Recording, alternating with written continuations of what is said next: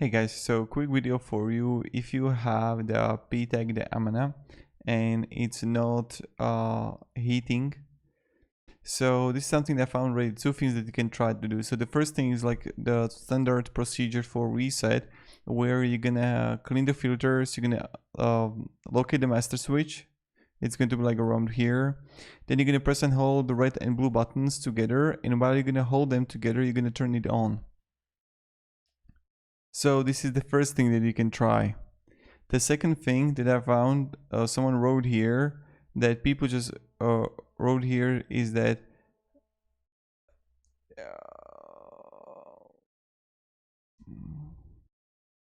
he could try to have like new board. This is the first thing. The second thing, throw in a new pressure switch and you'll be good to go. We ran out into this Amana furnaces. What's interesting is it doesn't throw codes. The inducer just keeps starting and stopping. Throw in new pressure switch and it will be good. So try it out. And maybe it's going to fix.